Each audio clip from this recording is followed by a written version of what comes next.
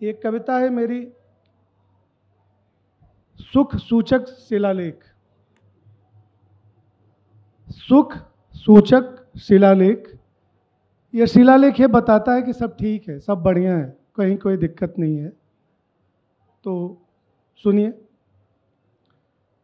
राज्य द्वारा सूचित है कि प्रजा हर प्रकार से सुखी है। सूचित है कि सुखी प्रजा के पास वह सब कुछ है जितना और जो जो राजा के पास है, मंत्री के पास है, अफसर के पास है, संतरी के पास है। सूचित है कि अब सर्वत्र सत्य का शासन है, सत्य का ही बोलबाला है। सूचित है कि राज्य में कोई निर्धन नहीं है, राज्य में कोई शोक नहीं है, राज्य में कहीं अंधकार नहीं है।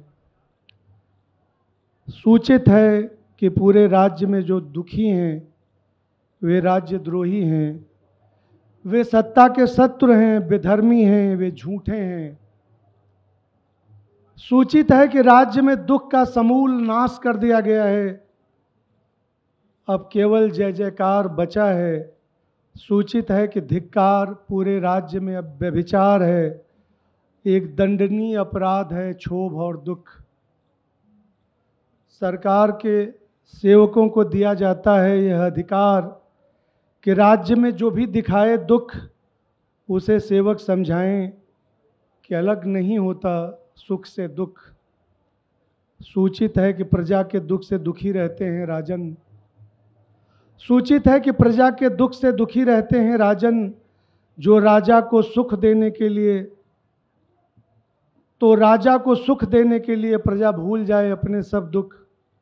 सूचित है दुख और दुखी प्रजा के लिए राज्य में कोई स्थान नहीं है, किसी दुखी की सहायता भी अब राज्यद्रोह है।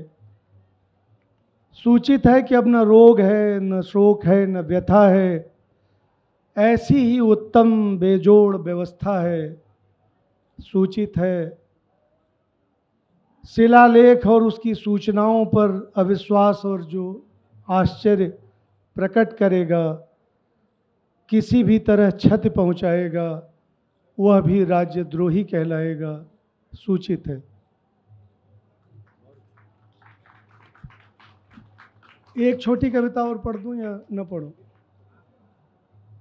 एक कहानी से आप लोग परिचित होंगे कि एक हाथी था गज, उसे एक घड़ियाल ने पानी पीते समय पानी में घसीटना शुरू किया। उसने विष्णु को पुकारा और विष्णु जैसे थे वैसे उठ के चले आए उसे बचाने के लिए।